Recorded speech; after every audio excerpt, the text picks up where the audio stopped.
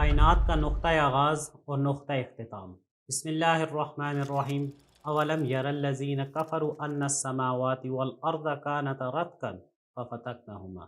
کیا ان کافروں نے نہیں دیکھا کہ آسمان اور زمین باہم ملے ہوئے تھے، پھر ہم نے ان کو جدا جدا کر دیا۔ الفاظ کے معنی کی طرف پہلے جاتے ہیں، اس کے بعد پھر ہم آگے ڈیٹیل میں پڑھنا شروع کرتے ہیں۔ رتقن کے معنی ہے یکجا ہونا، اکٹھے ہونا، ایک دوسرے کے ساتھ جڑے ہوئے ہونا، دو یا کئی چیزوں کا آپس میں مضبوطی کے ساتھ چپکے ہوئے ہونا، جڑے ہوئے ہونا۔ فتق کے معنی ہے پھاڑنے اور جدا کر دینے کے ہیں، جڑی ہوئی چیزوں کو الگ الگ کر دینا۔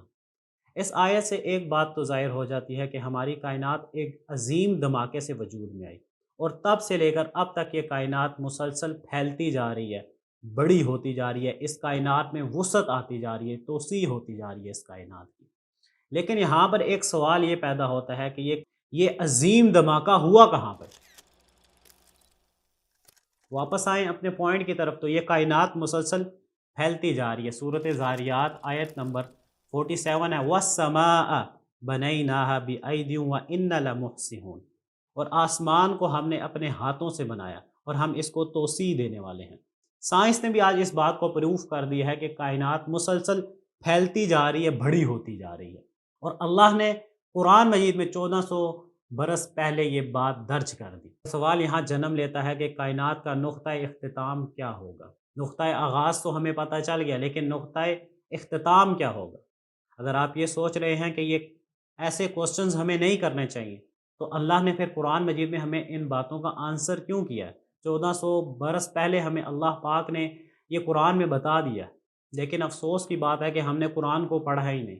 ہم نے قرآن کو پڑھا تو صرف تلاوت کے لیے پڑھا، کبھی بھی اس کو سمجھنے کی، غور کرنے کی، تدبر کرنے کی فکر نہیں کی ہم نے، کبھی بھی ہم نے قرآن کو سمجھا ہی نہیں۔ اللہ پاک قرآن مجید میں سورۃ سجدہ آیت 4، سورۃ یونس آیت 3، سورۃ نساء فرما رہے ہیں کہ افلا تتذکروا افلا تذکروا افلا یتدبروا القرآن، سو کیا تم غور نہیں کرتے، سو کیا تم دھیان نہیں کرتے، سو کیا تم تدبر نہیں کرتے اس قرآن میں؟ اللہ ڈیمانڈ کر رہے ہیں کہ غور کرو، تدبر کرو، فکر کرو، دھیان کرو، لیکن ہم نہیں کر رہے قرآن کو۔ اللہ نے ہمیں اتنی عظیم نعمت سے نوازا، لیکن ہم نے اس کی قدر نہیں کی۔ سائنس ان 100 سال کے عرصے کے دوران بگ بینگ کا کنسپٹ ہمارے سامنے لے کر آ رہے ہیں، ending point of this universe ہمارے سامنے لے کر آ رہے ہیں، لیکن قرآن ہمیں 1400 برس پہلے یہ بات بتا چکا ہے، لیکن ہم نے قرآن کو نہیں پڑھا۔ یہ ہماری کمزوری ہے۔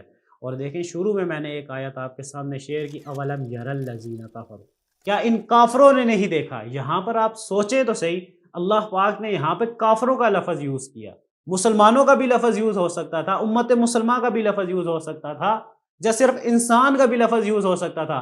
اللہ نے صرف مخاطب کیا کافروں کو، کیونکہ اللہ کو پتا تھا کہ جو آنے والے مسلمان ہیں وہ کمزور پڑ جائیں گے۔ اللہ جانتا ہے، ہم نہیں جانتے۔ اللہ جانتا ہے کہ آنے والے مسلمان کمزور پڑ جائیں گے، اپنی خواہشات نفس کے پیچھے پڑ جائیں گے، اپنے گمان کے مطابق چل جائیں گے، قرآن کو چھوڑ دیں گے۔ یہاں پر الفاظ یوز ہوا، کیا ان کافروں نے نہیں دیکھا؟ اور آج ہم دیکھیں، جو بگ بینگ کا کانسیپٹ لے کر آئے وہ کون لے کر آئے؟ وہ کافر ہی تو ہیں، مشرک ہی تو ہیں جو ہمارے سامنے کانسیپٹ لے کر آئے۔ ہماری یہ کمزوری ہے، ہمیں شرم کرنی چاہیے۔ اللہ بار بار فرما رہے ہیں کہ اس میں غور کرو، اس میں دھیان کرو، قرآن کے اوپر تدبر کرو۔ اگر ہم ایسا نہیں کریں گے تو ہم نے حق ادا نہیں کیا۔ واپس آئے ٹاپک کی طرف، اس عظیم دھماکے کے بعد ہماری کائنات 6 دن میں وجود میں آئی۔ سورۃ یونس آیت 3، ان ربکم اللہ الذی خلق السماوات والارض فی 6 ایام ثم استوى علی العرش یدبر الامر، یقیناً تمہارا رب وہ اللہ ہے جس نے آسمان اور زمین کو 6 دن میں تخلیق کیا۔ تخلیق کے لفظ کو آپ نے اپنے ذہن میں رکھنا ہے۔ پھر قائم ہوا عرش پر، استوار ہوا عرش پر، اور تدبیر کرتا ہے ہر معاملے کی۔ دیکھیں، استوار کا ذرا معنی سمجھ لیں۔ استوار کا معنی ہے متوجہ ہونا، قابو پا لینا، قبضہ کر لینا، ارادہ کیا، جلوہ فرما ہوا، قائم ہونا۔ دیکھیں، اللہ پاک نے اس کائنات کو تخلیق کیا، اس کے بعد اللہ پاک عرش پر قائم ہو گئے، اور اسی لفظ سے ہمیں یہ پتہ چلتا ہے کہ اللہ نے پھر تمام کائنات کو قابو میں رکھا۔ اللہ کے قابو میں ہے تمام کائنات، ایک ایک ذرہ، ایک ایک پارٹیکل، نیوٹرون، پروٹون، ایٹم تک اللہ کے قابو میں ہے، اللہ کی اجازت سے چل رہے۔ استوار کا یہ معنی ہے۔ اللہ اکبر، اتنی ڈیٹیل میں اللہ نے ہمیں سمجھایا، اتنی ڈیٹیل میں اللہ پاک نے ہمیں سمجھایا۔ یہاں پر ایک پوائنٹ میں آپ کے سامنے رکھنا چاہتا ہوں، اس ٹاپک کو آگے بڑھانے کے لیے دو چیزیں سمجھ لیں۔ سورۃ اعراف کی آیت نمبر 54 ہے، الا لہ الخلق والامر، اسی کے لیے خلق ہے اور اسی کے لیے امر ہے۔ یہ آیت میں نے آپ کے ساتھ کیوں شیئر کی؟ اس میں دو پوائنٹس سامنے آ رہے ہیں، ایک عالم خلق کی بات ہو رہی ہے اور ایک عالم امر کی بات ہو رہی ہے۔ عالم امر میں عدم محض سے تخلیق، کریشن ایکس نہیں لو، اس عالم امر میں صرف اللہ کا حکم کن کہنا کافی ہوتا ہے، نہ اس ٹائم کی ضرورت ہے نہ مادے کی ضرورت ہے۔ اللہ کا حکم آ گیا، نہ ٹائم لگے گا نہ مادے کی ضرورت ہے اور چیز وجود میں آ جائے گی۔ اس کی ایگزامپل بگ بینگ ہے۔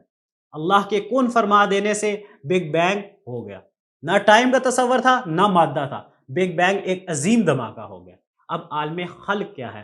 عالم خلق میں آپ کو ٹائم بھی درکار ہوتا ہے اور مادہ بھی درکار ہوتا ہے۔ اس کی ایگزامپل رحم مادر میں بچہ، ایک بیج سے پودا بن جانا، پودے سے درخت بن جانا۔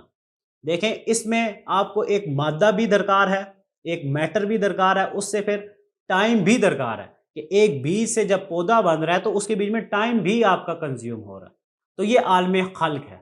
اور اس کی ایک اور بہت بڑی ایگزامپل اللہ پاک فرما رہے ہیں کہ آسمان اور زمین کو ہم نے 6 دنوں میں تخلیق کیا۔ اب قرآن مجید میں جہاں پر بھی یہ الفاظ آئے ہیں کہ اللہ نے آسمان اور زمین کو 6 دنوں میں تخلیق فرمایا، وہاں پہ خلق کا لفظ آیا۔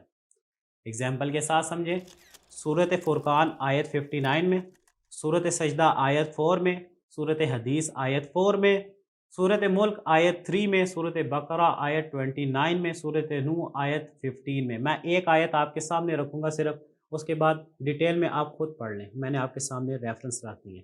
الم یرو کیف خلق اللہ سبع سماوات طباقا، کیف خلق، خلق کا لفظ یوز ہوا ہے کہ کیا تم نے دیکھا نہیں کہ اللہ نے کیسے پیدا کیا 7 آسمان کو تہ بہتا ہے، خلق کا لفظ ہوا۔ یہاں پر دیکھیں اللہ کی حکمت، اللہ کی تدبیر ظاہر ہو رہی ہے۔ اللہ چاہتے تو عالم امر سے یہ پروسیس ہو جاتا، اللہ کے کن کہنے سے یہ سب کچھ ہو جانا تھا، ود ان 9 سیکنڈ یہ سب چیزیں وجود میں آ جانی تھی۔